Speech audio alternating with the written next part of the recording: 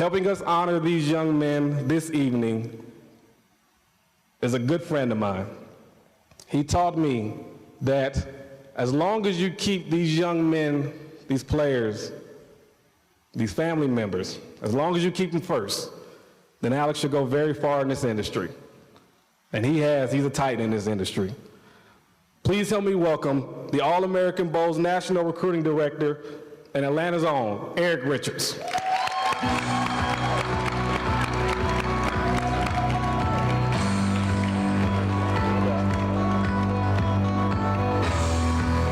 How we doing?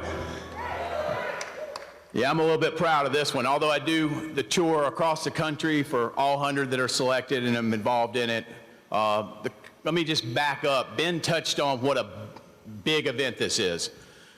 6, 7 years ago, we could go to everybody's school in Atlanta and do the jersey presentation in front of their student body, and every one of these players wanted that to happen.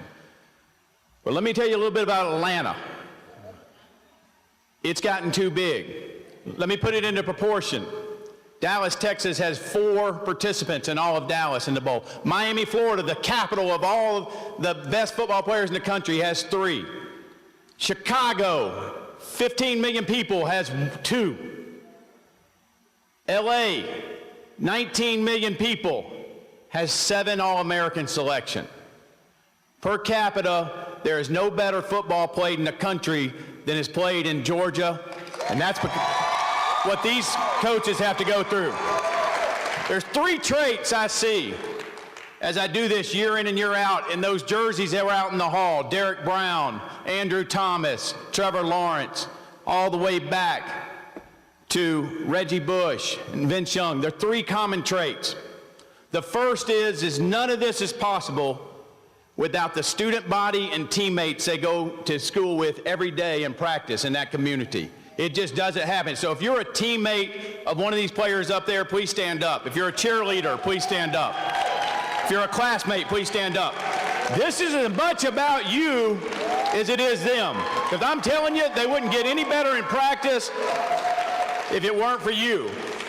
The other outstanding quality, and number 2, is that I told you it's the best football played in the country.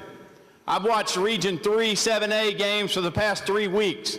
It's like watching SEC football. Every time I turn around, it's another game, whether it's McEachin and Hillgrove, Hillgrove and Marietta, McEachin and Marietta, North Paulding in there. It's unbelievable and everything.